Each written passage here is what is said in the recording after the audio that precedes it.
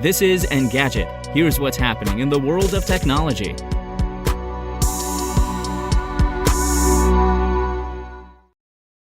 Today is August 11th.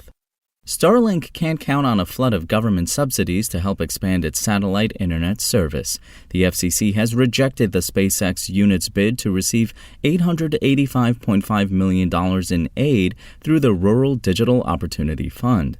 The broadband provider failed to demonstrate that it could deliver the claimed service, according to a statement.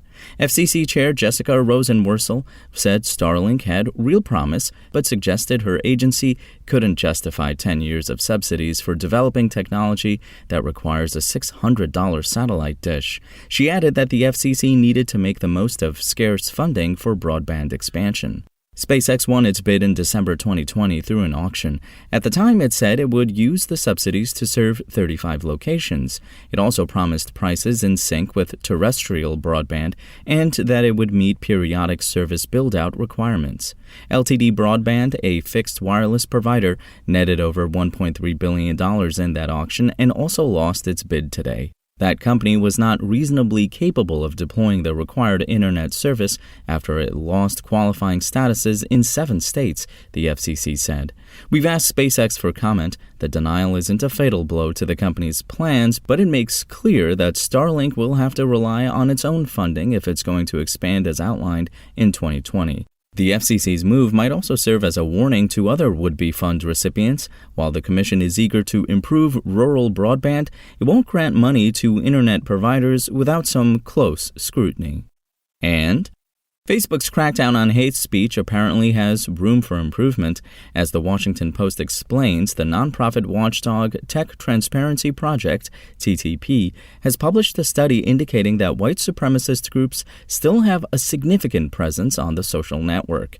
Over 80 of these racist organizations have a presence on Facebook, some of which the company has already labeled as dangerous organizations it normally bans. Researchers found 119 pages and 20 groups, including 24 pages Facebook auto-generated when users listed white supremacist groups as employers or interests. Searches were also problematic, according to the watchdog. Facebook displayed ads next to searches for white supremacist groups, even when those outfits were on the social site's block list. Recommendations steered visitors to other hate pages, and Facebook's tactic of redirecting users to pro-tolerance groups was only effective for 14% out of 226 searches. Some searches for supremacists displayed ads for black churches. This could effectively identify targets for extremists, TTP said. In a statement to Engadget, Meta said it immediately began removing ads from searches linked to banned groups. It also said it was fixing the issue with a small number of auto-generated pages. The company further vowed to keep working with outside experts to stay ahead of hate and other extremist content. You can read the full statement linked in the text version of this article. The survival of these groups on Facebook isn't completely surprising. University of Michigan Associate Professor Libby Hemphill told the Post that hate groups are increasingly aware of how to dodge content restrictions. Online platforms are frequently scrambling to adapt, and the TTP study suggests they're not always successful.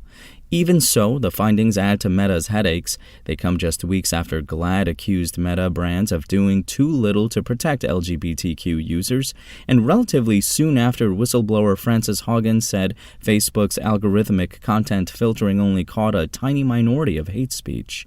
There's plenty of pressure to ramp up anti-hate measures, and it's not yet clear how well the latest fixes will help. All 270 groups that Meta has designated as white supremacist organizations are banned from our platform. We invest extensively in technology, people, and research to keep our platforms safe. We immediately resolved an issue where ads were appearing in searches for terms related to banned organizations, and we are also working to fix an auto-generation issue which incorrectly impacted a small number of pages.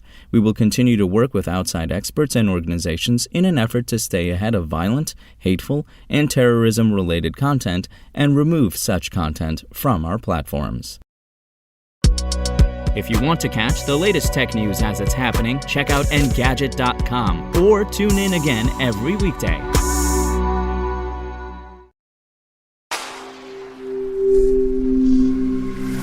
Spoken Layer.